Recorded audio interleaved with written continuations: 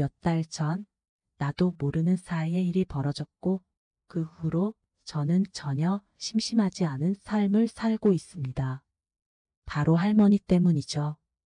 평생 농사를 짓고 살아온 할머니인데 어찌나 고운지 그날 이후 제 인생이 즐겁습니다.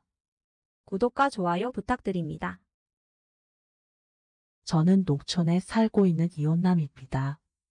이혼하고 오갈 데가 없어서 부모님 댁에 얹혀 살고 있는 한심한 놈이죠.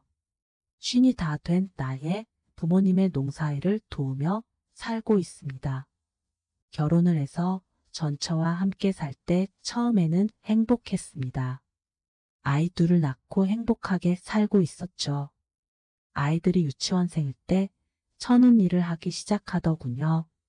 마트에서 캐셔로 일을 하다가 전처는 바람이 났습니다. 자기는 사랑하는 남자를 만났으니 제발 놓아 달라고 하더군요. 어쩔 수 없이 이혼을 하게 되었습니다. 그때 저는 30대 중반이었고 세상에 여자가 하나뿐인가 하는 마음에 이혼을 했습니다. 아이들은 전처가 맡았고 그 남자와 함께 살면서 아이들을 키운다는 얘기가 들리더군요. 저는 양육비만 보냈습니다. 30대 중반이 된 때에 이혼을 하고 혼자 직장을 다니며 살았습니다. 이혼남이었지만 그때는 젊었기에 여자들과 만날 기회가 많았죠. 사귀는 여자도 있었고 즐거운 일도 많았습니다. 그러던 중 저는 장사를 시작했다가 망해 부모님이 사는 집으로 들어와 살게 되었습니다. 제 부모님은 땅을 많이 가지고 있는 분들이에요. 저는 부모님의 농사일을 돕고 부모님으로부터 월급을 받고 살았습니다. 부모님의 집으로 다시 들어온 지가 벌써 8년이 되었네요. 시골에서의 삶은 무료했습니다. 바쁠 때는 바쁘지만 한가할 때는 너무 한가한 곳이 농촌이죠. 시골에서 살다 보니 자연스럽게 여자를 만날 기회가 줄어들더라고요. 게다가 나이가 점점 들다 보니 여자를 만날 기회는 더더욱 줄었습니다. 쉰도 안 된 나이에 여자 없이 살 수 있는 남자는 극히 드물 것입니다. 꼭 밤을 보낼 여자가 아니더라도 여자가 있어야 덜 외로울 테니까요.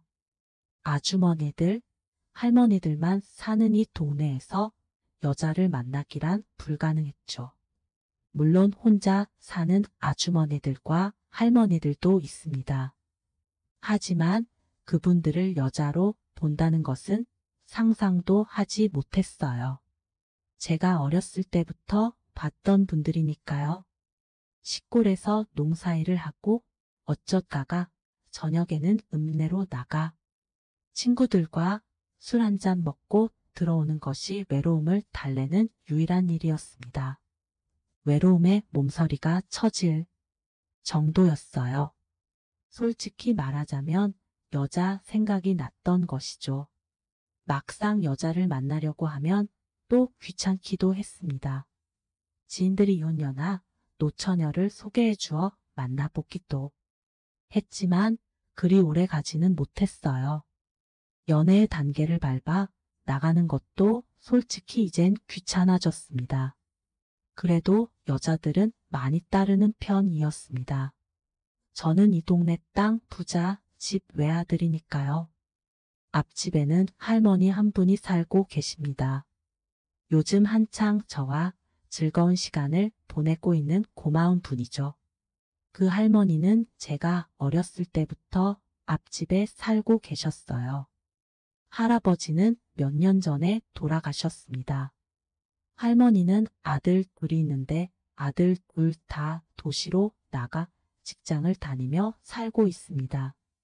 저희 부모님은 그 할머니 집에 무슨 일이 생기면 저에게 가보라고 하셨습니다. 할머니 집에 가전제품이나 전등이 고장나면 제가 가서 고쳐드리곤 했죠. 겨울철에 할머니 집의 수도가 얼면 녹이는 일도 했습니다. 할머니는 제가 본인의 아들들보다 훨씬 낫다고 하시며 저에게 늘 고맙다고 하셨어요. 저도 귀찮을 때가 있죠. 하지만 이웃끼리 서로 돕고 사는 거라며 저희 부모님은 그 할머니 집에 문제가 생기면 저에게 꼭 가보라고 하셨습니다. 할머니의 아들 중 큰 아들은 할머니의 집에 오면 꼭 저에게 줄 선물을 사가지고 와서 제게 주었습니다.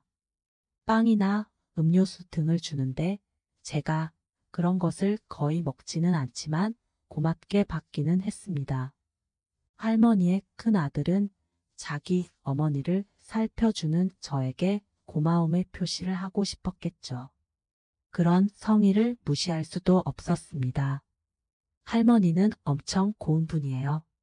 얼굴도 예쁜 할머니입니다. 할머니는 말도 곱게 하시고 웃을 때는 마치 천사 같아요. 할머니는 젊었을 때 정말 훨씬 더 예뻤을 것 같습니다. 하지만 지금도 아름다워요. 작년에 할머니가 친척 결혼식이 있다고 옷을 차려입고 나왔을 때는 마치 귀부인 같은 느낌에 눈이 부실 정도였습니다. 그 할머니는 농사일도 참 열심히 하십니다. 앞집과 저희 집 사이에 밭이 있는데 할머니는 봄부터 가을까지 밭에서 하루 종일 일을 하셨습니다. 그렇게 평생 농사일을 하며 살았지만 할머니는 피부도 하얗고 주름살도 별로 없었습니다.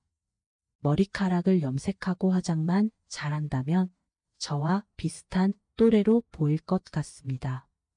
지난 가을에 농사일이 좀 한가해지니 저는 더 외로움을 많이 타게 되었어요. 매일같이 마음이 싱숭생숭하고 여자를 만나고 싶은 생각이 많이 들었습니다. 정확히는 여자를 만나고 싶은 생각이라기보다 밤을 함께 보낼 여자가 있었으면 좋겠다는 생각이었죠. 미치도록 외롭다 보니 앞집 할머니가 눈에 들어오는 거예요. 처음에는 내가 미쳤나 하는 생각이 들었습니다. 부모님과 연세가 비슷한 할머니에게 눈이 간다는 것이 참 어이가 없기도 했죠. 그러던 어느 날 할머니는 비닐하우스를 수리하고 있었습니다. 저는 마침 그날 할 일이 없어서 집에서 쉬고 있었죠. 저는 할머니를 도와드렸고 할머니는 저를 보고 방긋 웃으며 혼자 해도 되는 것이니 들어가서 쉬라고 했지만 저는 할 일도 없고 하니 도와드리겠다 말하고 할머니가 하는 일을 도와드렸습니다. 일을 다 하고 할머니는 들어가서 밥을 먹자고 하시더군요. 할머니의 집으로 들어가 할머니가 차려주신 밥을 먹었습니다. 밥을 먹고 있는데 할머니는 이렇게 말씀하셨어요. 매번 이렇게 도와주니 자네가 내 서방님 같네 이러면서 환하게 웃으시더군요. 할머니의 농담을 저는 이렇게 받았습니다. 그럼 내가 서방님이지 가을이 돼서 이 서방님이 외로운데 마누라가 뭐하고 있는 거요? 할머니는 잠시 당황한 표정이었는데 다시 웃으시며 말씀하셨어요. 서방님이 외롭다면서 이쁜 마누라 쳐다도 안 봐? 이 말에 저는 큰 소리로 웃었고 할머니도 엄청 큰 소리로 웃었습니다. 그 할머니가 그렇게 간드러지게 웃는 것은 그날 처음 본 것 같아요. 밥을 다 먹으니 식곤증이 몰려왔습니다. 졸음이 가득한 제 눈을 보고 할머니는 한숨 자라고 하시더군요. 집이 바로 코앞인데 집에 가서 자면 된다고 했더니 할머니는 여기서 잠깐 자도 된다고 하시길래 저는 누웠습니다. 할머니는 설거지를 하고 오셨어요. 저는 할머니에게 마누라 일로 와. 내 팔 베고 누워봐. 이렇게 말했는데 할머니는 웃고 계시더라고요. 할머니와 몇 마디 농담을 주고 받다가 저는 잠이 들었어요. 1시간 정도 자고 일어나 보니 할머니는 제 옆에서 자고 계셨습니다. 저는 조용히 일어나서 나오려고 했는데 할머니도 잠에서 깨더군요. 할머니는 저에게 오늘 고맙다고 하셨습니다. 저는 고마우면 이 서방님의 외로움을 달래줘야지 그냥 잤어? 이렇게 말했어요. 할머니는 서방님이 그냥 내 잠만 잤으면서 내가 뭘 어떻게 해줘야 한대?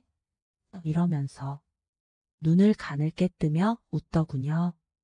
저도 웃으면서 할머니에게 인사를 했습니다. 저 갈게요. 쉬세요. 제 말에 할머니는 어머, 이 서방님 좀 봐. 마누라 한껏 달뜨게 해놓고 그냥 간다고? 이렇게 말했습니다. 저는 머릿속이 혼란스러웠어요. 할머니가 진심으로 하는 말일까? 이런 생각도 잠시 들었지만 설마 할머니가 장난을 치시는 거겠지. 이렇게 생각하고 웃으며 할머니 집에서 나와 저희 집으로 돌아왔습니다.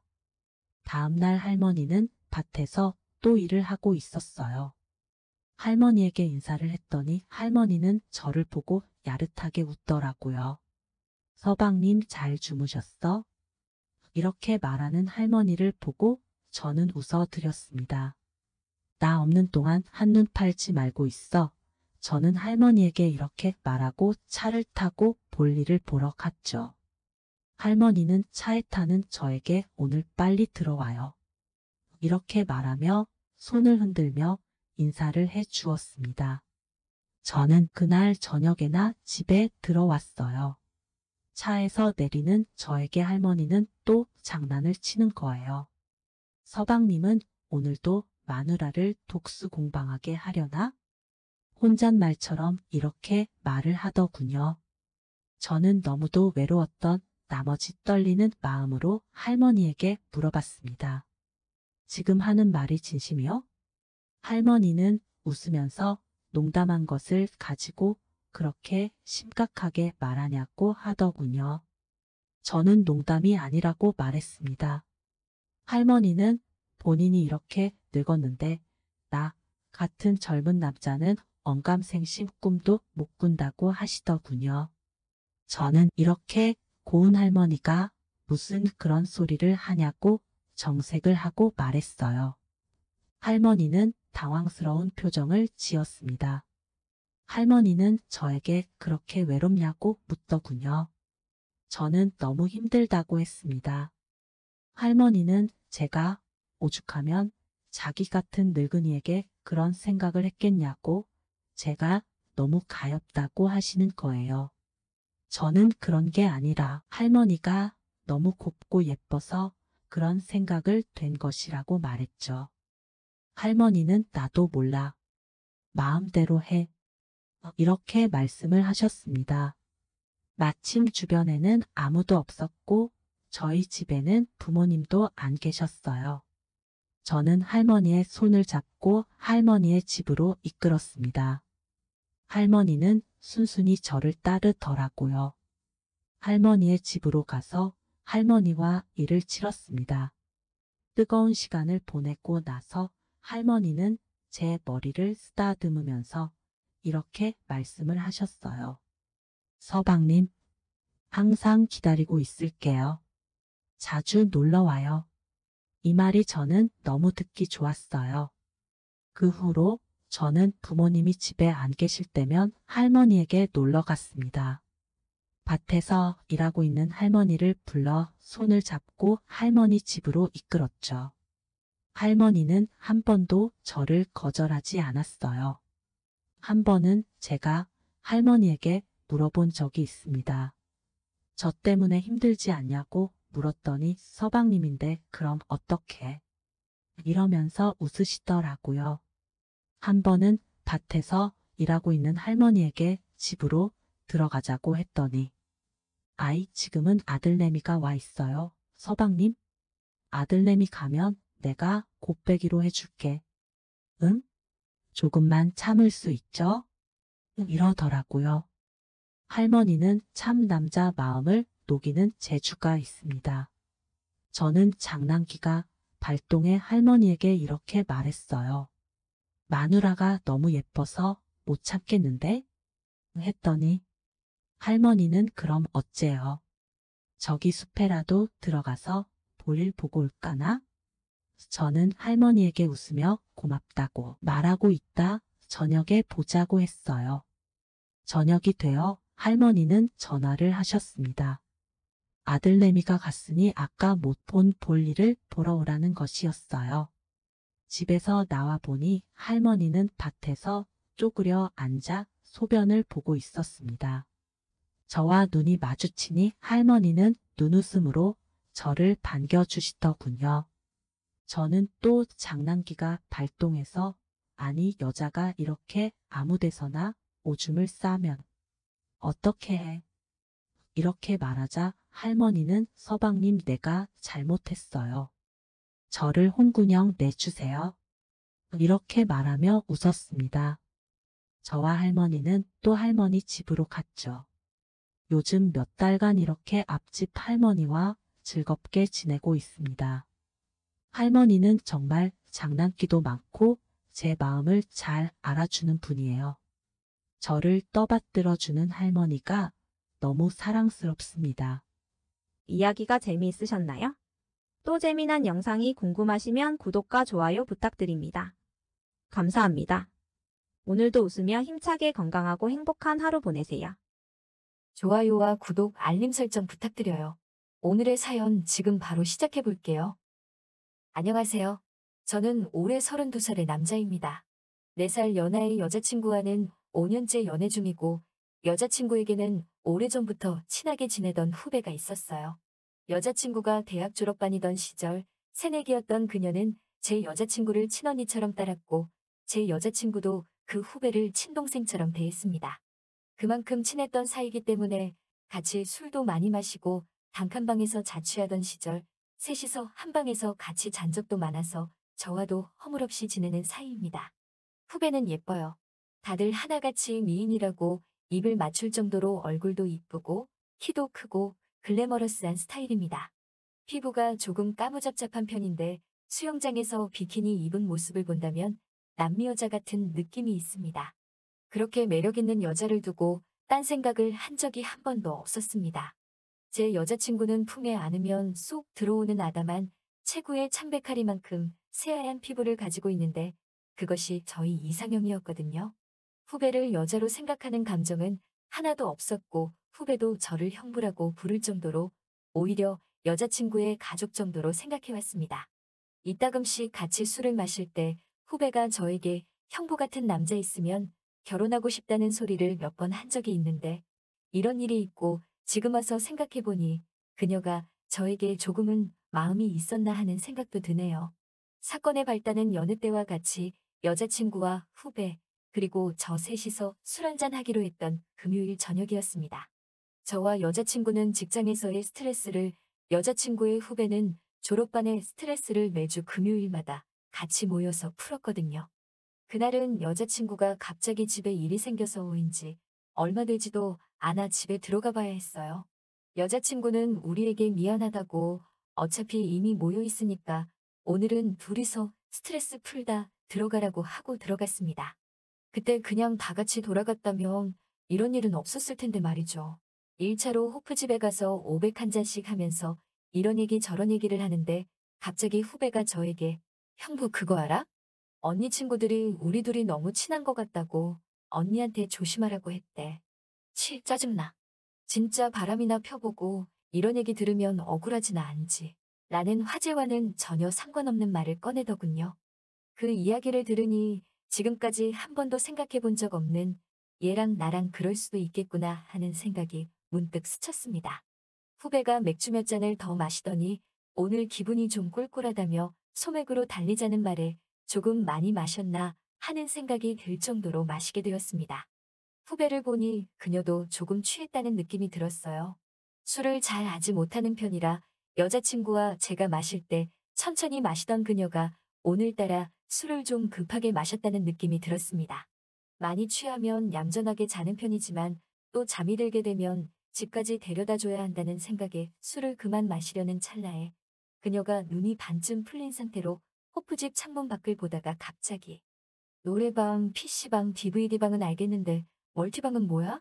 라고 묻길래 저도 한 번도 안 가봐서 잘 모르겠다고 대답했는데 후배가 형부 그럼 우리 저기 한번 가볼까? 이러더라고요. 술도 더 먹여선 안 될 것 같고 이대로 버스를 태워보내면 그것도 또 위험할 것 같아서 술도 깰 겸해서 같이 멀티방으로 자리를 옮겼습니다. 그때 멀티방이 신발 벗고 들어가서 게임도 하고 노래방도 되고 영화도 볼 수 있는 그런 곳이란 걸 처음 알았습니다. 아기자기하게 꾸며진 내부의 음료수며 과자며 잔뜩 준비되어 있는 게 생각보다 제법 잘 되어 있더라고요. 3시간 이용료보다 야간 정액요금이 더 싸길래 그걸로 2인 요금을 내고 들어가서 평소에 해보고 싶던 게임이나 해볼까 했는데 게임은 또 추가 요금을 내야 해가지고 일단 패스하고 그냥 들어갔습니다. 에어컨도 빵빵하게 잘 나오는 게 시설도 괜찮고 다음에 한번 여자친구와 와봐야겠다는 생각을 하면서 뭘 할까 하다가 후배를 좀 재운 뒤에 술이 깨면 집에 보낼 생각으로 조용한 영화 한 편을 틀었습니다. 영화는 대충 보고 핸드폰으로 게임이나 하고 있어야지 하고 생각했는데 생각보다 영화가 너무 재밌어서 한참을 집중해서 보고 있었습니다. 그러다 문득 코 고는 소리까진 아니고 새근새근 잠자는 숨소리가 옆에서 들리더라고요. 후배를 보니 옆으로 누워서 잠에 들어 있었습니다. 평소에도 근근히 보던 잠자는 모습인데 술이 조금 들어가서 그런 건지 아니면 이 좁은 꽉 막힌 공간에 단 둘이서만 있으니까 그랬는지 기분이 묘하고 심장이 빨리 뛰는 듯한 기분이 들더라고요. 가끔씩 보는 후배의 자고 있는 모습인데도 그날따라 모일이 유난히도 달라 보이던지 헝클어진 머리카락에 목을 떨군 채로 조금 불편하게 자고 있었는데 까무잡잡한 피부 때문에 더 강조가 된 듯한 분홍색 두꺼운 입술이 저도 모르게 얘가 예쁘긴 하구나 생각하며 자는 얼굴을 한참을 쳐다봤네요. 묘한 기분에 이상한 생각이 들기도 했는데 그래도 이성적으로 여자친구의 친동생 같은 후배인데 그러면 안 된다는 생각에 마음을 추스리고 영화에 다시 집중했습니다. 그런데 자꾸 불편하게 자고 있는 모습이 신경이 쓰이더라고요. 그래서 800개 정도는 괜찮겠지 하고 후배의 머리를 살짝 들어 그 밑으로 제 팔을 밀어 넣었습니다. 목덜미에 느껴지는 그녀의 숨결 때문인지 에어컨이 시원한데도 괜히 몸이 뜨거워지는 느낌이 드는 것 같고 800개를 해주느라 자세를 낮췄더니 술기운이 올라와서 저도 살짝 잠에 들었습니다. 조금 이상한 느낌에 살짝 잠이 깼는데 후배가 제 팔을 베고 누운 상태로 후배의 팔이 제 몸을 가로질러 저희 옆구리를 살짝살짝 만지는 듯한 느낌이 들었어요. 처음에는 잠버릇이겠거니 했는데 그 손길이 멈추지 않고 계속되기에 속으로 엄청 갈등을 했습니다.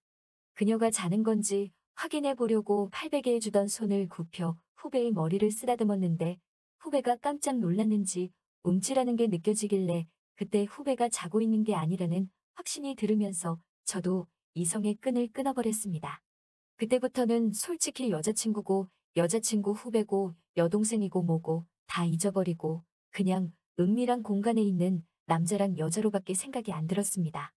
그때부터 저도 머리를 쓰다듬던 손을 그녀의 귀와 목덜미로 옮기자 후배도 나를 건드리던 손이 점점 과감해지는 게 느껴지고 숨소리가 거칠어지는 게 느껴졌어요.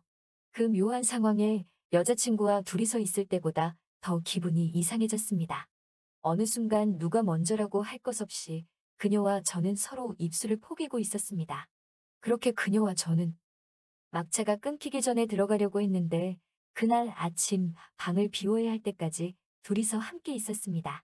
그 일이 있고 나서 집에 가서 엄청 후회도 되고 미안하기도 하고 여자친구 전화를 받을 때마다 흠칫 놀라기도 하고 갈팡질팡 하다가 용기 내서 제가 먼저 후배한테 둘이서 한번 만나자고 연락을 했습니다.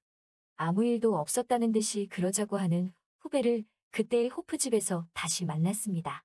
한참 서로를 마주보고 아무 말도 못하고 있던 게 어색하고 뻘쭘해서 저도 모르게 그녀에게 미안하다고 실수였다고 사과를 했는데 후배가 그런 저를 무표정으로 멍하니 바라보다가 저에게 형부 그 말이 더 나쁜 거 알아? 차라리 그냥 좋았다고 하지 그랬어 라고 하며 자리에서 일어나더라고요. 순간 제가 실수했단 걸 깨닫고 그녀를 붙잡아 다시 자리에 앉혔는데 후배의 눈에는 눈물이 그렁그렁 맺혀 있었습니다. 정적 속에서 맥주 한 잔이 다 비워갈 때쯤 후배가 먼저 그날의 일에 대해서 말을 꺼냈습니다. 형부, 나도 그날 많이 당황하기는 했지만 그때만큼 좋았던 적이 없었어. 근데 조금 빨리 끝나서 아쉽더라? 라고 농담처럼 얘기하는데 제 얼굴이 쪽팔림에 빨개지는 게 느껴지더라고요. 생각지도 못한 질문에 버벅이다가 평소에는 훨씬 더 낫다고 받아쳤더니 한쪽 뺨으로 휘식해서 웃는데 그 모습에 자존심이 상하면서도 그녀가 풍기는 묘한 분위기에 마음이 두근두근 하더라고요. 그렇게 정신을 차리고 보니 저는 후배의 자취방에서 둘이 함께 있었습니다. 이번엔 잘했는지 내 옆에 무릎을 꿇고 앉아 제 팔을 감싸 안고 고개를 푹 숙인 채 부끄러워하는 후배의 모습이 어찌나 귀엽던지요. 집으로 돌아가는 길에 여자친구에 대한 죄책감보다도 후배의 얼굴이 계속 떠오르고 마음이 떨리는 게 5년간의 연애로 익숙해져 한동안 여자친구에게서는 느낄 수 없었던 설렘 같은 게 느껴졌습니다. 여자친구에게는 몹쓸 짓이지만 집으로 돌아오는 길 내내 여자친구를 계속 만나야 하나, 헤어진다면 주변 시선 때문에 어차피 후배와는 만나지 못할 것 같은데 하는 오만 가지 생각이 다 들더군요. 아직도 여자친구에게는 비밀로 한 채 둘만의 비밀을 이어오고 있습니다. 저도 제 마음을 정리하지 못했지만 후배도 저와 같은 상황인 것 같더라고요. 그 어느 때보다 뜨거운 우리 사이지만 어떻게 해야 할지 갈피를 잡지 못하고 있습니다. 어떤 게 가장 현명한 방법일까요? 오늘의 사연은 여기까지네요. 긴 사연 끝까지 들어주셔서 감사합니다. 구독과 좋아요 잊지 말아주세요. 정순아, 요즘 뭐하고 지내? 아침 대바람부터 친구에게 전화가 왔다. 너 이혼하고 혼자 지낸 지도 꽤 되었는데 나랑 묻지마 여행이나 가지 않을래? 고등학교 동창 친구로부터 묻지마 관광을 한번 가보지 않겠느냐는 솔깃한 제의를 받고 호기심 많고 무엇이든지 체험해 보고픈 미지의 세계에 대한 동경심으로 오케이를 한다. 묻지마 여행은 관광버스가 출발하는 장소는 항상 정해져 있고 가는 날짜도 정해져 있어 그냥 올라타기만 하면 된다. 물론 파트너는 버스 안에서 해결되지만 친구와 난 버스에 올라탔다. 이미 여기저기 남녀들이 앉아있으며 우리가 들어가니 눈알 굴리며 쳐다보는 소리가 느껴진다. 여자들의 눈초리는 어찌나 매서운지 머리에서 발끝까지 눈으로 훑어내린다. 기분이 이상해지며 설레인다. 일단 자리에 나란히 앉은 친구와 난 약간의 어색함을 억누르며 잠시 기다리니 남녀들이 부산하게 오르락 내리락 하더니 드디어 사회자가 마이크를 잡았다. 자, 여러분 제 말을 주목해 주십시오. 오늘 묻지마 관광의 길라잡이 사회자 오시다.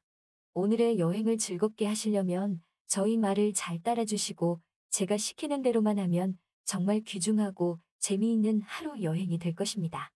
현재 여러분들이 남자들은 남자끼리 여자들은 여자끼리 앉아 계시는 분이 많으신데 자리 배정에 앞서 파트너 정하기부터 시작을 하려 합니다. 이러면서 검정 비닐봉지를 들고 남자들 앞으로 가서 각자의 한 가지씩 핸드폰도 좋고 키 뭉치도 좋고 시계도 좋고 자기만의 특색 있는 물건을 하나씩만 넣으란다. 조금 후 그 검정 비닐봉투를 들고서 여자들 앞으로 간다. 그러더니 하나씩 집으라고 하여 여자들은 자신의 짝이 될 남자의 물건을 운명적으로 잡아든다. 잠시 후 뒷좌석에 앉아있는 여자가 자기가 집어낸 남자의 소지품을 위로 치켜든다. 사회자는 남자들에게 자신의 물건이 맞는 사람은 그 여자 옆으로 가서 앉으란다. 아, 이렇게 하여 첫 번째 짝을 맞추는 것이다. 난생 처음 경험해본 묻지마 관광. 버스가 출발하고 30여 분 지나자 여러분 이제 커튼은 쳐주세요. 라는 사회자 말에 뭔가 심상치 않은 일이 벌어질 것 같은 상상을 했죠. 처음 만나는 사람들과 처음엔 쑥스러워 머뭇머뭇거리다가 나중엔 어느새 분위기에 휩쓸려 놀게 됩니다. 안녕하세요. 저는 1970년생 올해로 52살이고 재작년 이혼한 돌싱입니다. 묻지마 관광하면 중년들의 천국이라고들 하죠. 등산을 핑계 삼아 합법적으로 놀러 다니기 딱 좋으니 하는 소리겠죠. 저도 작년 이맘때부터 다니기 시작했고 지금은 그 재미에 푹 빠져 있네요. 작년 늦가을쯤 되었을 때였어요. 평소에 같이 자주 어울려 놀던 친구들이 있었거든요. 근데 여자들끼리 놀다 보니 온갖 이야기가 오갔는데 그중 하나가 묻지마 여행이었지요. 한 친구가 자주 간다고 자랑하듯 말하니 다른 친구 하나도 서너 번 다녀온 적이 있다고 얘기를 하더군요. 말만 관광이지 여행 내내 소개팅하는 기분이라며 자랑을 하더라고요. 사실 저희 나이쯤 되면 새로운 사람을 만나기도 힘들고 뭔가 새로운 즐거움이 있었으면 좋겠다. 무료한 일상에서 벗어나고 싶다는 생각이 많이 들 때거든요. 게다가 나이 50살 넘어 마땅히 갈 만한 곳도 없으니 묻지마 여행에 자연스럽게 관심이 가더라고요. 하지만 관심만 많았고 하던 일이 바빠져서 시간 내기가 쉽지 않았어요. 그러던 중 이런저런 일 때문에 작년 말에 일을 관두게 되었죠. 일을 하지 않게 되니 몸이 편해지고 몸이 편해지니 잡생각이 드는 건 중년들의 공통점이더군요. 저는 큰맘 먹고 묻지마 여행을 가기로 맘먹었습니다. 주말 아침 8시 30분경 홈플러스 앞 대로변에 대기하고 있는 관광버스는 거의 묻지마 버스였고 인원이 부족한 곳엔 예약하지 않아도 출발하는 버스에 돈만 내면 쉽게 갈 수 있는 곳도 몇 군데 있다더군요. 정순아 얼른 와. 벌써 자리 많이 찾겠어. 막상 가려고 나왔는데 가슴이 쿵쿵 뛰기 시작했죠. 근데 이거 은근히 긴장되네. 뭐가 긴장돼? 재밌게 놀고 즐기면 되는 거지.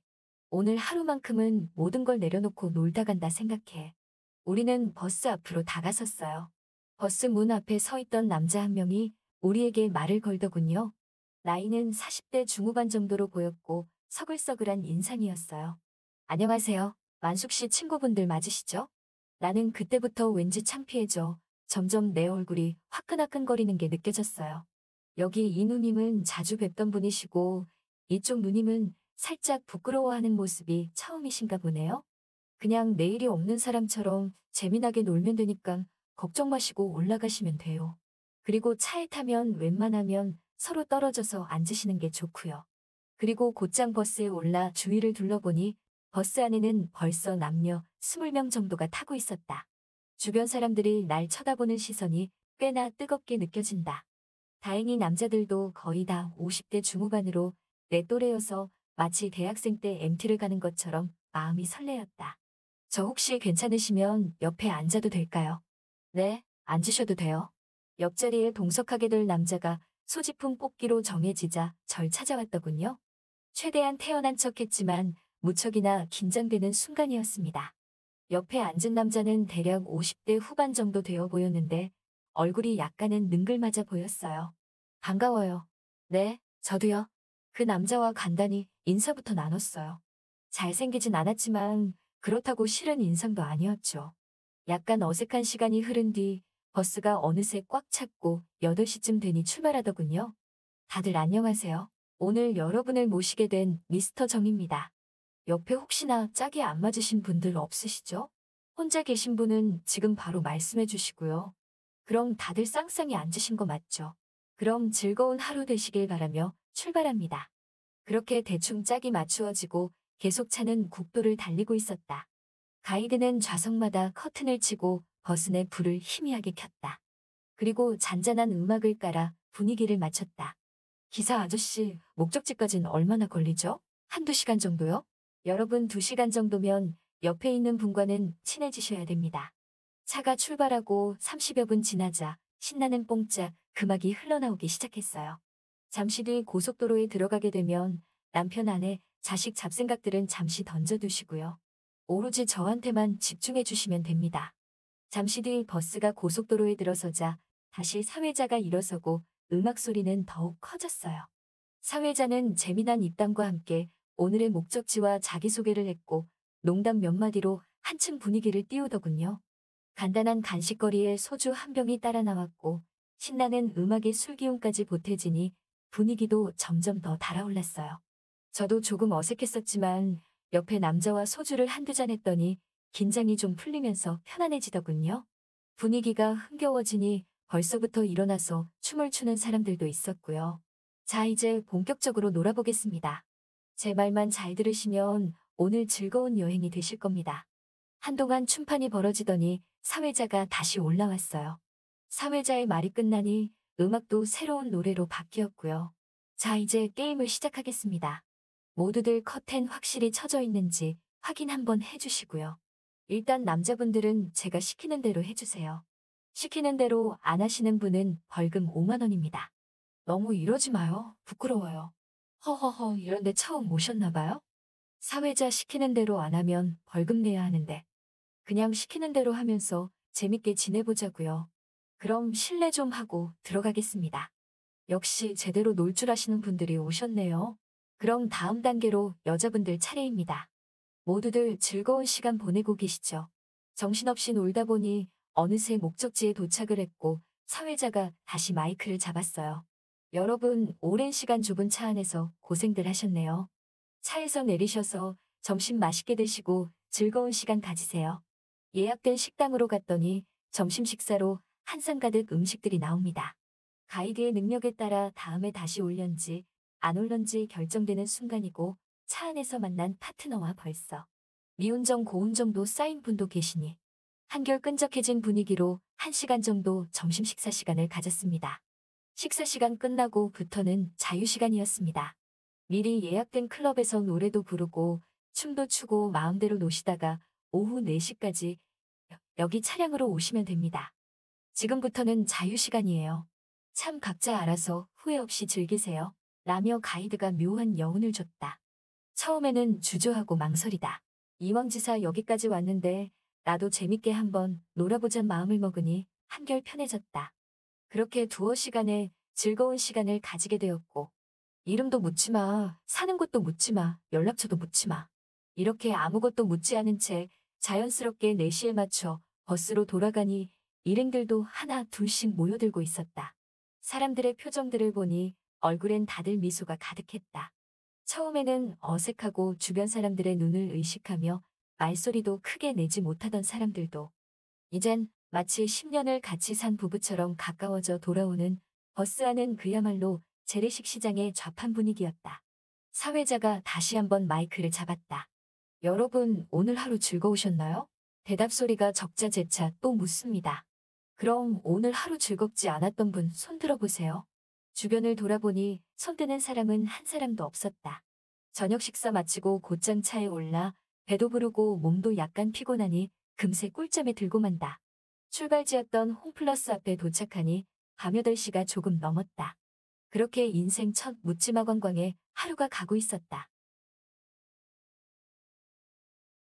정확히 작년 이맘때 친구들과 가을 단풍놀이로 묻지마 관광이라는 것을 생전 처음 갔었습니다. 이름도 주소도 묻지마라는 말로만 들은 묻지마 관광. 처음 만난 사람들과 관광버스의 좁은 통로 속에서 흐느적 트로트의 연신 관광 어깨춤을 추대던 일이 눈에 선합니다요. 이혼한 친구 녀석에게 전화가 왔다. 일요일에 간편한 복장으로 9시까지 홈플러스 앞으로 나오란다. 왜? 어디 가는데? 묻지 말고 나와. 도둑질 하러 가냐? 말을 해야지. 좋은데 갈 건데 싫으면 말어. 서로 가려고 하는데. 그리 좋으면 너나 갔다 와라. 그래? 후회할 거다. 냉정하게 전화를 끊어버렸다. 도대체 궁금해서 미칠 지경이었다. 내일은 장모님 생신이라고 열흘 전부터 마누리 귀에 못이 박히도록 일러둔 터였다. 밤새도록 고민을 거듭하다 친구 쪽으로 방향을 정했다. 친구에게 일찍 전화하라는 문자 메시지도 보내놓고 장모님 생신 참석을 위해 머리를 감는지 샤워를 하는지 마누라는 목욕탕에 있었다. 마누라가 들리도록 큰 소리로 전화를 받았다. 우리가 장지까지 가야 된다고. 나는 못 가. 오늘 장모님 생신이라 약속해놨어. 나하고는 그렇게 친한 사이도 아니었는데 뭐. 그래 그렇다면 안 가봐선 안 되겠구나. 아이고 어떡하니 그 선배 불쌍해서. 마누라를 혼란에 빠뜨리기 위해 쓸데없이 짓거렸다.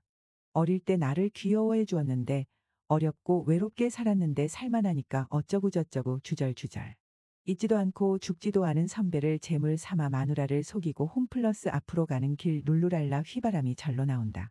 우리 일행은 4명이었다. 파트너 신상에 관해서 일체 묻지 마라. 묻지마 관광의 기본 룰이고 에티켓이다. 녀석의 주의사항을 듣고 있는데 관광버스가 도착했다. 남녀 12명이 쌍쌍으로 앉아 술판을 벌리고 있었다. 홈플러스를 출발한 버스는 다른 곳에 잠시 정차를 했고 이윽고 67명의 아줌마가 수줍게 웃으면서 버스에 올라탔고 그리고 잠시 후 현란한 몸놀림으로 오늘의 하이라이트라고 하는 남녀 파트너를 정해주고 본격적인 묻지마 여행을 시작했네요. 파트너가 옆에 앉았지만 가슴이 콩쾅콩쾅 떨려 아무 말도 못하고 있는데 그 순간 내 파트너가 나에게 말을 걸어오네요. 처음에는 무슨 질문을 했는지 모를 정도로 긴장을 하고 있었지만 시간이 갈수록 얘기도 잘 되고 저에게 정말 매너 있게 행동하는 것이 내가 마음을 편하게 할 수 있는 것 같았어요. 가이드의 제안에 내 파트너는 나가서 노래 한 곡을 하고 오더니 나보고도 노래 한 곡 정도 해보라고. 자꾸 권했는데 나중에 하겠다고 손사래를 치고 말았네요. 지금 생각해보면 후회가 되기도 하고. 맛있는 안주에 소주를 한 잔 곁들이니 이내 긴장감이 없어지고 파트너와 얘기도 더 잘 되고 어느 순간 나도 수다쟁이가 되어버렸죠. 나를 쳐다보는 눈빛이 달착지근한 게 여간 민망했다. 어제 과음하여 숙취 때문에 술을 사양하였는데 자꾸만 권하여 마지못해 몇 잔 더 받아 마셨다. 쥐포를 찢어 내 입에 넣어주는 친절의 미소를 머금고 여자를 바라보니 분위기상 묘한 생각이 들기 시작한다. 시간이 흘러 충청에 있는 어느 산입구 주차장에 도착했다. 파트너가 내 손을 잡아주더니 같이 내려서 맑은 바람 좀 쐬고 점심을 먹으러 가자 하길래 지금도 아무런 거부감 없이 잡은 파트너의 손길이 지금도 느낌이 생생한 건 왜일까? 식사를 준비해 놓은 식당에서 맛있게 먹고 가이드가 등산 가실 분은 등산을, 다른데 가실 분은 알아서들 가시고 오후 6시까지 모이라는데 이제 어떻게 해야 할지? 내 파트너는 이런 여행을 몇 번 와본 것 같았어요. 내가 부담을 가질까봐 산책을 하며 얘기를 하자고 해서 오케이를 했고 6시까지 함께 시간을 보냈습니다. 올라가서 저녁이나 같이 먹고 가자는 제안을 하길래 나도 모르는 사이에 그러자고 말을 해버렸네요. 별일 없겠지 하는 마음에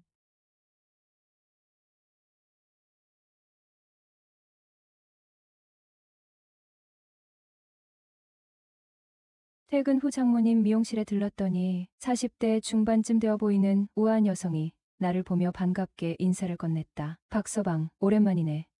잘 지냈어? 나는 그녀를 가만히 바라보았다. 어디선가 본 듯한 얼굴인데 기억이 희미하다. 나를 박서방이라 부르는 걸 보니 분명 처가 쪽 사람일 텐데. 네. 안녕하세요. 일단 인사를 건넨 뒤 다시 한번 그녀를 찬찬히 살펴보았다. 옅은 하늘색 계열의 무릎 위까지 오는 주름치마에 깔끔한 흰 셔츠, 그리고 세련된 액세서리까지. 장모님 또르르 보이지만 얼굴이 전혀 낯설지는 않다. 그렇다고 딱히 누구인지도 떠오르지 않는 애매한 느낌. 그러나 한 가지는 확실했다. 꽤나 반반한 얼굴에 짙은 화장, 몸을 감싼 화려한 보석들, 어딘가 사치스러우면서도 살짝 눈웃음을 띠는 모습이 남자를 꽤나 밝힐 것 같은 인상이다. 우리 장모님만큼은 아니지만 그래도 괜찮은데. 속으로 그런 생각이 스쳐 지나갔다. 내가 한참 그녀를 훑어보며 기억을 더듬고 있자 그녀가 장난스럽게 말을 걸었다. 박서방, 설마 나를 잊은 건 아니겠지? 그러면 섭섭한데. 죄송합니다. 기억이 잘 나질 않네요. 제가 이렇게 미인을 몰라볼 정도로 눈썰미가 없는 편이 아닌데 안경을 새로 맞춰야 할까 봐요. 자네 장모 고등학교 친구야. 결혼 전에 한번 봤잖아. 그래도 기억이 안 나? 그제야 그녀가 누구인지 퍼뜩 떠올랐다. 아내와 함께 처가에 갔을 때 장모님 친구 몇 분이 사위 얼굴이 궁금하다며 함께 저녁을 했던 기억. 그 자리에서 이 여인이 나를 보고 배우 마동석을 닮았다고 했던 것이 떠올랐다. 혹시 마동석 맞으시죠? 이제야 생각났구먼. 내가 기억을 되찾자 그녀는 반가운 기색으로 다가와 내 손을 꼭 잡았다. 박서방, 잘 지냈나? 아이고, 죄송합니다. 진작에 알아봤어야 했는데. 괜찮네. 한 번밖에 안 봤는데. 그럴 수도 있지. 나는 장난스럽게 그녀를 바라보며 말했다. 그런데 여사님, 더 예뻐지셨는데요? 그런가? 그녀는 살짝 고개를 돌리며 수줍은 미소를 지었다. 늙으나 젊으나 여자는 사랑을 받으면 예뻐진다던데. 혹시 요즘 연애 중이신 거 아니에요? 그것도 젊은 남자랑? 나도 연기 한번 만나 회춘하는 게 소원이네. 회춘이 뭐 필요해요? 지금도 충분히 사랑스럽고 예쁘신데요. 나이든 아줌마한테 못하는 소리가 없구먼. 그녀는 얼굴을 살짝 붉히며 웃었고 그 모습이 묘하게 귀엽게 느껴졌다. 그때 화장실에 다녀온 장모님이 돌아왔다. 박서방, 오늘은 일찍 퇴근했네? 네, 장모님, 같이 저녁 먹고 들어가려고요. 그런데 어쩌나 7시에 갑자기 예약이 잡혀서 오늘 저녁은 같이 못 먹겠는데. 그럼 어쩔 수 없죠 뭐. 장모님은 살짝 고민하더니 내게 말했다. 그럼 집에 가는 길에 친구 좀 바래다 주겠나? 그녀는 내 차를 타고 집으로 향했다. 나는 차를 타고 가면서 그녀에 대해 여러 가지를 물어보았다. 여사님, 이름을 물어봐도 될까요? 왜 내 이름을 알고 싶어? 네, 왠지 궁금하네요. 알고 싶기도 하고요. 그리고 장모님 친구분인데 아줌마라고 부르기도 그렇고 자꾸 여사님이라고 부르니 거리감이 느껴져서요. 얼굴이 예쁘시니 이름도 예쁠 것 같아서요. 나는 이름을 아무한테나 가르쳐 주지 않는데. 그럼 누구한테 가르쳐 주는데? 그래요. 내 이름은 우리 애인한테만 가르쳐 주는데. 그럼 제가 오늘부터 애인 하면 되잖아요. 호 박서방. 이제 보니 박력 있는 남자네 그래. 내 이름은 박은영일세. 역시 그럴 줄 알았다니깐요. 얼굴만큼이나 이름도 이쁠 것 같았거든요. 그럼 은영씨라고 불러야 하나? 뭔가 호칭이 애매하긴 하네요. 그쵸? 그러게 난 박서방이라고 부르면 되긴 한데 말야. 그럼 오늘 딱 하루만 은영씨라고 부르면 어떨까요? 자네 맘대로 하게. 오늘 보고 언제 볼지도 모르는데. 사실 그녀는 3년 전 남편과 사별하고 혼자 사는 과부였다. 그래서 좀 더 편하게 이런 대화들을 할 수가 있었다. 은영씨 이왕 이렇게 된 거 우리 저녁이나 먹고 들어가는 건 어때요? 박서방이 내 이름 불러주니 나 갑자기 설레이는데. 박서방이 뭐예요? 여사님도 그냥 영수씨라고 부르셔야죠. 영수씨. 나 설레. 은영씨. 누구 때문에 설레나요? 영수씨 때문에. 은영씨 좀 자세히 설명해봐요. 어떻게 설레나요? 그게 연애하는 기분이야.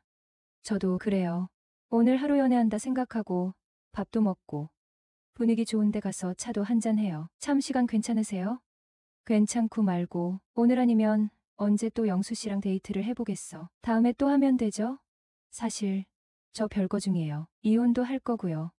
정말 결혼한 지 얼마나 되었다고 벌써 이혼이야. 집사람이 바람났거든요. 집에 안 들어온 지 한참 됐어요. 한창 나이에 혼자 지내는 것도 힘든 일이지.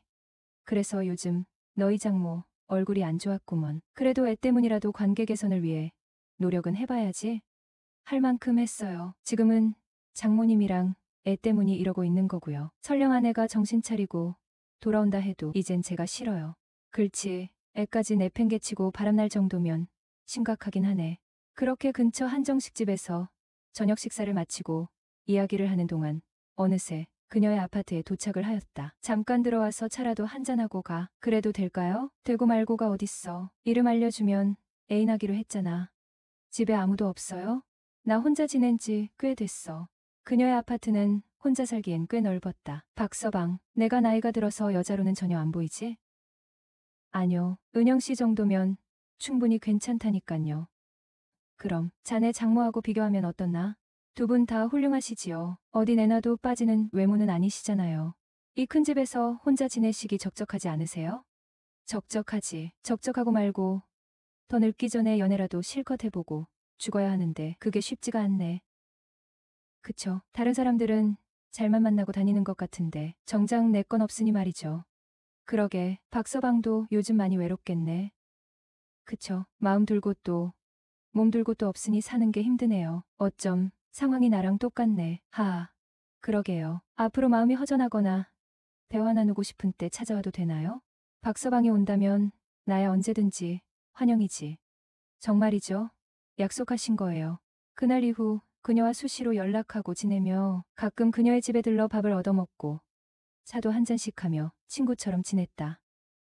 저는 30대 중반의 평범한 직장인입니다. 대학교 졸업하고 들어간 첫 직장에서 지금의 아내를 만나 2년 정도 연애하고 지금은 결혼한 지 5년 정도 되었습니다. 아내는 고등학교를 졸업하자마자 같은 회사에 들어왔고 그러니깐 아내는 20살, 제가 28살에 둘이 만나기 시작을 했죠. 당시 여자친구는 고졸이고 생산직이라 둘의 만남은 처음부터 말이 굉장히 많았네요. 하지만 여자친구의 청순한 외모에 착한 마음씨 그리고 기죽지 않는 당찬 모습에 반하였고 너무도 사랑했습니다. 솔직히 아내가 키도 크고 엄청 미인이거든요. 여자친구는 집에 인사하러 가는 내내 자기 집안 이야기를 하나하나 꺼내놓기 시작을 했어요. 오빠, 우리 엄마 10년 전에 아빠 돌아가시고 외롭게 혼자 지냈어. 불쌍한 분이야. 그래서 오빠도 친엄마처럼 앞으로 잘 대해줘야 해. 알았지? 근데 우리 엄마 진짜 미인이야 보고 놀라지 마. 밖에 같이 다니면 사람들이 엄마랑 나랑 자매 사이인 줄 알아. 그리고 나서 집안의 심각한 이야기를 꺼내놓았다. 그녀의 아버지가 일찍 돌아가신 이유가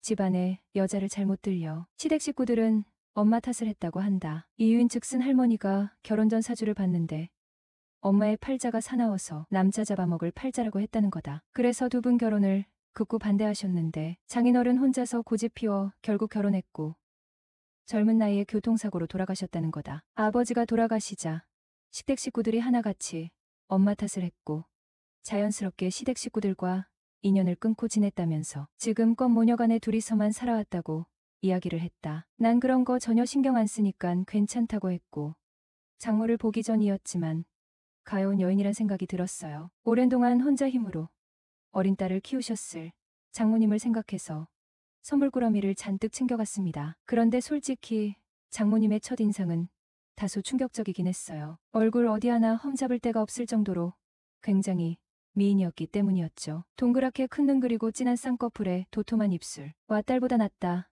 잠시 이런 생각도 들었어요. 둘의 외모를 객관적으로 보면 당연히 여친이 낫긴 하죠. 하지만 여친 엄마도 성숙하고 멋스러운 아름다움이 상당했다는 거예요. 어머님이라고 부르기도 미안할 정도로였으니까요. 솔직히 연예인 보는 느낌이랄까요? 제 여자친구를 처음 봤을 때란 비슷한 상황이었던 것 같아요. 그리고 또 미용실을 운영하고 계셔서 그런가 스타일도 괜찮아. 여자친구와 같이 밖에 돌아다니면 아내 말대로 언니라고 해도 정말 믿겠더군요. 젊으셨을 때 남자들에게 인기를 많이 받으셔서 능력 좋으신 장인어른께서 불안한 마음에 열정적으로 다가오셨던 게 일찍 결혼한 계기가 되었다고 하더군요. 장모님과 딸이 어쩜 그리 똑같은지 꼭 내 얘기라는 것 같아 살짝 민망했어요. 근데 저를 보시더니 장인어른이 생각이 나신다며 그러시대요. 저와 장모님 나이는 15살 차이가 나더군요. 그리고 여친 엄마 얼굴을 자꾸 쳐다보게 되더라고요. 그러고 보니 영화배우 전인화 같은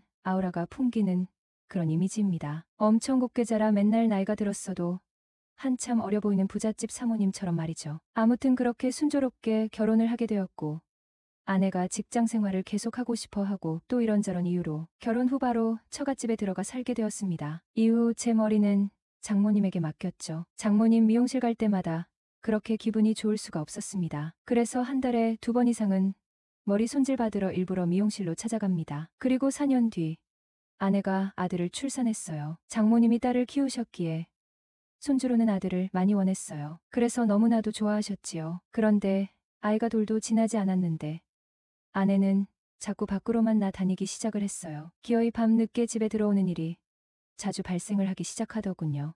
친구들과 여행 갔다 온다면서 외박도 했고요. 아내는 너무 어린 나이부터 일하고 결혼하고 출산까지 해서 제대로 놀아보지 못했다며 자기 인생이 너무 불쌍하다고 하면서 앞으로는 즐기면서 살고 싶다대요. 철없는 행동에 장모님이 나서서 화도 내보고 때론 타이르고 심지어 때리기도 했지만 며칠 조용한가 싶더니 얼마 못 가 또 집안일과에는 내팽겨치고 매일 밤 늦게까지 돌아다니며 술 먹고 들어오는 날이 많아졌죠. 장모님은 자기 딸의 그런 모습에 실망을 하면서 사위인 나에게 굉장히 죄를 지은 듯 미안해하고 있었어요. 그러던 어느 날 아내는 평소처럼 친구들을 만나러 나간다고 하더니 그날 이후로 집에 돌아오지 않았다. 일주일이 지나도 보름이 지나도 그녀와의 연락은 완전히 두절된 상태였다. 그리고 한 달 만에 돌아온 아내는 전혀 다른 사람이 되어 있었어요. 어디서 뭘 했던 거야? 엄마라는 사람이 애를 내팽개치고 이래도 되는 거야? 내 질문에도 그녀는 아무런 대답이 없었다. 아니, 오히려 그런 말을 잔소리처럼 여기는 듯 무덤덤하게 굴었다. 그리고는 단 한마디 차라리 이혼하자. 심지어 아이에게조차 다가가려 하지 않았다. 나는 어떻게든 관계를 회복해보려 했었지만 아내는 점점 더 멀어져 갔다. 같은 집에 살면서도 서로 남보다 못한 사이가 되어버렸고 그 모습을 지켜보면서 더 이상 참고 살아야 하는지 고민이 깊어졌다. 그 후에도 나는 계속해서 대화를 시도했고 장모님 역시 딸을 설득하려 했었다. 하지만 아내는 보름 넘게 묵묵부답으로 일관하더니 어느 날 또다시 가출하고 말았다. 며칠 지나면 돌아오겠지. 저번처럼 한 달 정도면 돌아오겠지. 하지만 이번에는 달랐다. 2달이 지나도록 그녀는 돌아오지 않았다. 결국 나는 더 이상 버틸 수 없다고 판단했고 장모님께 이혼하겠다는 뜻을 전했다. 그러자 장모님은 내 바짓가랑이를 붙잡고 간절히 애원했다. 이혼만은 안 된다. 제발 손자를 아빠 없는 애로 키울 순 없지 않나? 그러면서 아내가 어디 가서 사고를 치고 다니는 것도 아니지 않느냐며 늦바람이 무섭다지만 사춘기가 늦게 온 거라 생각하고 조금만 더 기다려달라고 하셨다. 이혼하면 당장 애는 누가 키울 건가? 이혼만 하지 않으면 애는 내가 책임지고 키울 테니 조금만 더 믿고 기다려주지 않겠나? 아이 문제는 나 역시 현실적으로 큰 고민이었다. 결국 나는 장모님의 말을 받아들이고 그럼 애가 유치원 갈 때까지만 한번 지켜보겠습니다. 라고 답했다.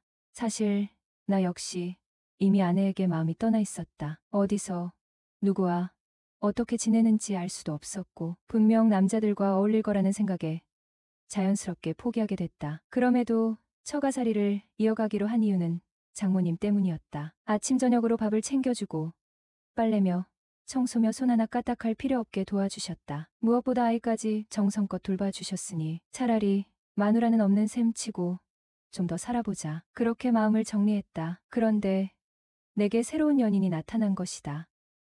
어느 날 장모 친구 은영에게 저녁 식사 초대를 받았어요. 영수 씨, 많이 먹어? 내가 신경 써서 만든 거야. 어느 순간 서로의 이름을 부르는 게 아주 자연스러워졌죠. 네냉, 잘 먹을게요. 그녀가 김치찌개가 맛있지 않냐며 갖고 맛있다는 답을 요구했다. 난 소금이 한 바가지 들어간 김치찌개라도 맛있다고 해줄 판이었다. 은영 씨, 나중에 누가 데려갈지 정말 좋겠다. 이렇게 음식도 잘하고 그리고 또 뭐? 그녀가 갑자기 내 말끝을 자르고 되물었다. 내가 진짜로 하고 싶은 말은 음식도 잘하고 완벽한 몸매에 완벽한 얼굴을 가지고 있어서 어떤 놈인지 정말 얄미울 정도로 좋겠다고 생각하고 있었는데 그녀가 말을 자르고 물어서 당황되었다. 음식도 잘하고 은영 씨는 얼굴도 이쁘잖아. 내가 이뻐? 정말? 그럼요. 제가 볼 때마다 얘기 드리잖아요. 이쁘다는 말은 언제 들어도 기분이 좋아. 특히 영수 씨한테 들을 때는 2배로 좋아. 왜 저한테는 2배로 좋아요? 아잉, 몰라. 내가 좋아하는 남자라서 그런가. 호호. 그래서 말인데 영수 씨는 나 같은 사람하고 결혼하고 싶겠어? 그럼 당연하죠 하고 내 속마음을 보이긴 싫었다. 난 반대로 얘기했다. 좋긴 한데 결혼은 싫어요. 나이차가 너무 나잖아요. 뭐 내가 늙었다고 좋다고 할 때는 언제고 미워. 아뇨, 장난이죠. 결혼보다 연애 얘기가 더 현실적이지 않을까요? 그렇긴 하지. 그럼 다시 물어볼게. 나 같은 사람하고 연애하고 싶겠어? 나는 은영 씨가 제 여자친구라고 생각하고 있었는데 은영 씨는 아니었나 보네요. 그녀는 내가 이제껏 본 여자들 중 가장 순종적인 여자였다. 난 그게 참 좋았다. 그래서였을까? 우린 처음 만남서부터 서로 통했다고 할까? 다음 날부터 수시로 연락하고 지냈으며 주말이면 항상 그녀의 집에서 시간을 보낸 지가 벌써 1년이 다 되어갑니다. 서로 좋아하는 마음을 확인하고 결혼하면 마냥 행복할 줄만 알았는데 저희 결혼 생활은 행복하지 못했어요. 해결할 수 없는 상황들 앞에서 같이 가보자고 했지만 아니 옆에 있어만 달라고 했지만 그러지 못하겠다고 하는 자긴 나를 행복하게 할 수 없는 사람이라며 매사 나와 다르게 바라본 아내는 갑자기 집을 나가버렸죠. 그리고 저는 지금의 여자친구를 만났고요. 결혼하는 인연은 아니 사람은 정말 따로 있구나 싶어요. 아무리 노력하고 애써도 안 되는 인연은 안 되는구나 뼈저리게 느끼고 있거든요. 이제 주변 정리를 좀 하려고요. 미뤄왔던 아내와 이혼을 마무리하고 은영과 함께 새 출발을 하려 합니다. 사랑은 머무르는 것이 아니라 함께 걸어가는 것이다. 같은 길을 바라볼 수 없다면 인연이 아닐지도 모른다. 오늘의 사연 시작합니다. 안녕하세요.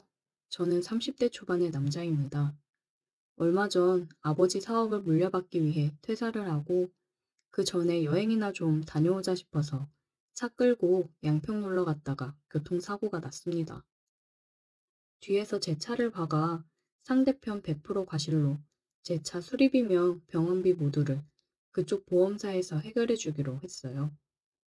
저는 첫날에는 크게 다치지 않은 것 같아서 그냥 집으로 왔는데 다음날 일어나 보니 온몸에 안 아픈 곳이 없더라고요. 그래서 집 근처 재활병원을 찾았어요. 그동안 10년 넘게 운전을 하면서 완전 무사고 경력이 자랑이었는데 제 과실은 아니지만 사고가 났다는 게 너무 찝찝했습니다. 아무튼 병원에 도착했더니 교통사고 당해서 왔다고 하니까 의사 선생님이 이런 일에 능숙하신 듯 제 과실이냐고 묻더라고요. 상대방 과실이라고 했더니 바로 엑스레이 사진도 찍고 몇 가지 검사도 추가로 받았습니다. 저보고 입원할 거냐고 묻더라고요.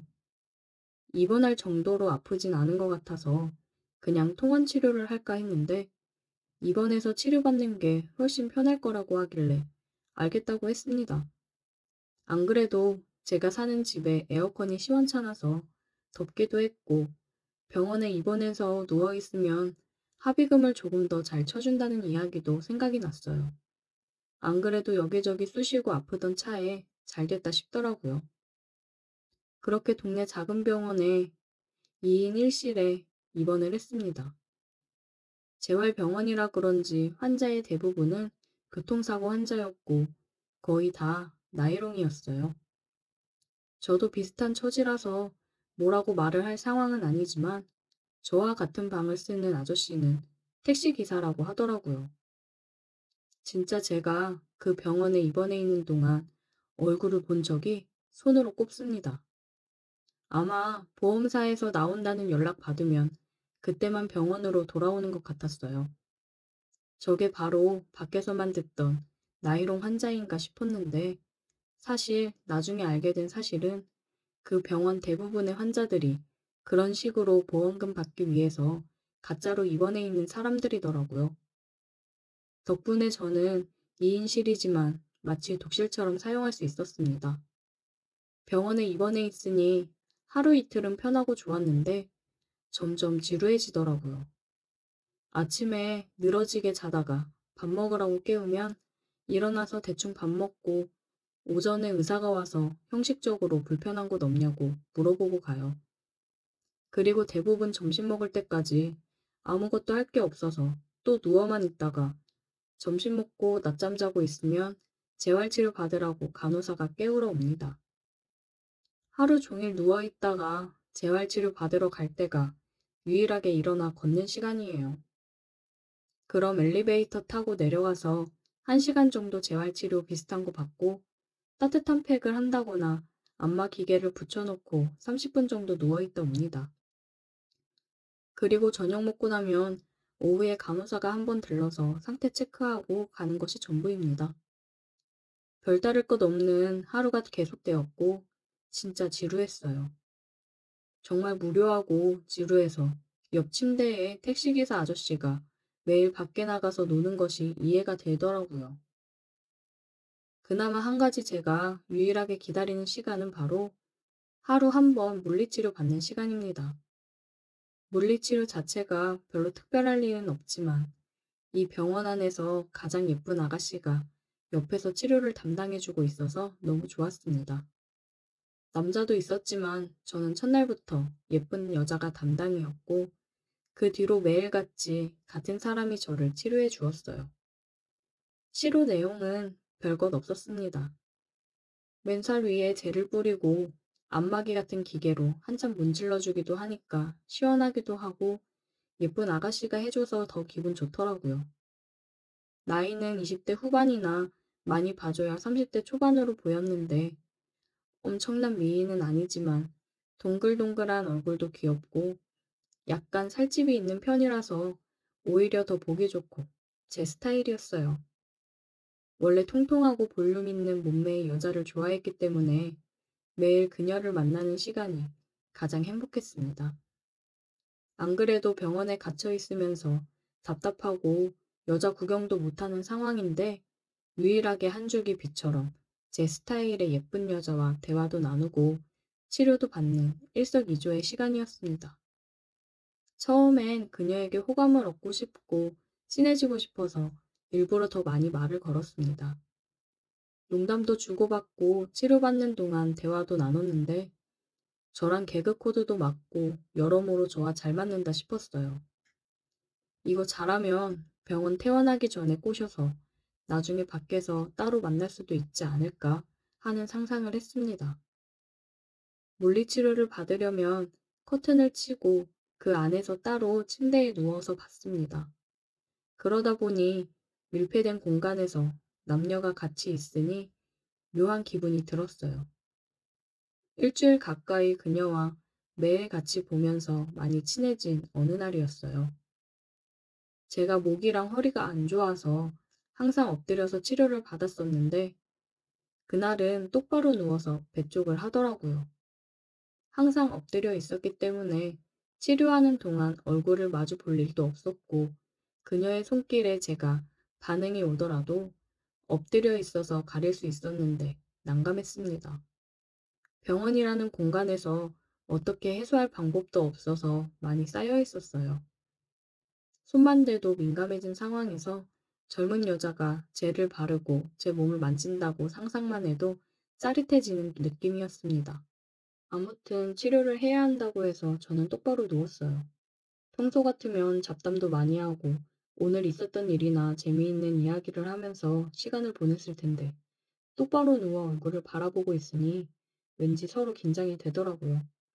저는 그렇다 치고 그녀까지 평소와는 달리 아무런 말도 없이 치료만 하고 있었고 커튼 속에 그 방은 야릇한 분위기가 생겼어요. 한번 상상해 보세요. 젊은 남녀 둘이서 커튼 쳐진 좁은 공간에 들어가 있고 저는 침대에 누워서 상반신을 다 내놓고 있었는데 오직 라텍스 장갑 하나만 끼고 있는 여자가 여기저기 만지고 있었으니까요. 그렇게 서로가 의식하며 뭔가 야릇한 분위기가 흘렀고 10분 정도 서로 아무 말 없이 있었는데 그녀가 제 배 위에 젤을 바르고 라텍스 장갑을 낀 손으로 만져주는데 솔직히 그게 너무나도 자극적이어서 저도 모르게 아래가 점점 고개를 쳐들기 시작했습니다. 마침 하의를 헐렁하게 입고 있어서 너무나도 티가 나더라고요. 진짜 순간 창피해서 죽고 싶었고 그녀도 금방 눈치를 채고는 얼굴부터 귀까지 빨개지는 게 느껴졌어요. 저는 죄인이 된 것처럼 눈을 감고 아무 말도 하지 않았습니다. 그동안 그녀와 친하게 지내고 좋았던 관계까지 다 끝나버릴 거라고 생각했어요. 한참을 또 말없이 치료가 진행되었고 여전히 제 아래쪽을 힐끔힐끔 보고 있던 그녀가 결국 못 참고 먼저 입을 열었어요. 건강하시네요? 아, 네, 제가 건강하긴 하죠. 괜한 헛기침을 하며 말을 했고 진짜 너무나도 민망해 죽는 줄 알았습니다. 건강하긴 쓸데없이 건강했죠.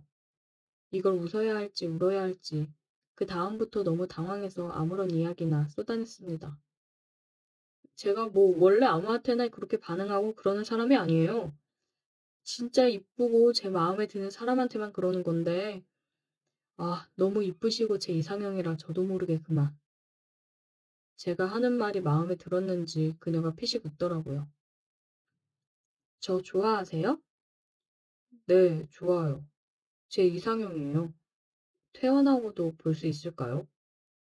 제가 하는 고백 같은 말이 통할 거라고는 생각하지 않았고 그냥 분위기를 밝게 전환하고 싶었어요. 하지만 제 예상과는 전혀 다르게 제 이야기를 들은 그녀가 묘하게 웃으며 저를 보더니 손으로는 계속 치료를 하고 있었고 상체는 제 쪽으로 다가와서 누워있는 제 입에 입술을 가져다 댔어요. 저는 태어나서 그렇게 짜릿한 느낌의 키스는 처음이었습니다. 커튼 밖으로는 다른 사람들 움직이는 소리가 다 들리고 있지. 그녀는 누워있는 제게 입을 맞추고 저를 달아오르게 하지. 미치는 줄 알았습니다. 만약 이곳이 병원이 아니었다면 저는 당장 미쳐 날뛰었을 거예요. 장소가 병원이고 커튼 밖으로는 사람들이 있기 때문에 조심스러워지더라고요. 입원해 있으면서 많이 힘들었나 봐요? 이렇게만 해도 너무 좋아하는데요? 너무 좋아요. 저 지금 구름 위에 누워있는 기분이에요. 제가 더 기분 좋게 해줄게요. 그녀는 조심스럽게 저를 기분 좋게 해주었습니다. 정말 살면서 가장 가슴 떨리는 순간이었어요. 그리고 나서 저는 치료를 받으면서 계속 그녀와 몰래 즐겼고 얼마 지나지 않아서 상대방 보험사에서 찾아와 합의를 하고 퇴원하게 되었습니다. 마지막 퇴원하는 날 그녀에게 찾아가서 연락처를 받아냈고 그 뒤로 지금까지 만남을 이어가고 있어요. 병원에서 저와 함께 매일 시간을 보내면서 그녀도 저에게 마음이 있었다고 하더라고요. 역시 제 예상대로 약간 통통한 그녀는 정말로 너무나 화끈했습니다. 제가 퇴원하자마자 다음날 바로 만나서 술 마시고 키스하고 그녀의 집까지 초대받아서 들어갈 수 있었어요. 그 뒤로 지금까지 잘 만나면서 사귀고 있고 요즘도 가끔 제게 그런 방법으로 키스를 해주곤 하는데 아무래도 처음 그 느낌은 아니지만 그래도 너무 좋습니다. 교통사고 당한 게 재수없는 일이라고 생각할 수도 있지만 제게는 덕분에 푹 쉬면서 새 여자친구도 만들 수 있게 해줘서 고맙게 생각해요. 오늘의 사연 여기까지입니다. 오늘도 들어주셔서 감사해요. 구독, 좋아요, 알림 설정 부탁드려요.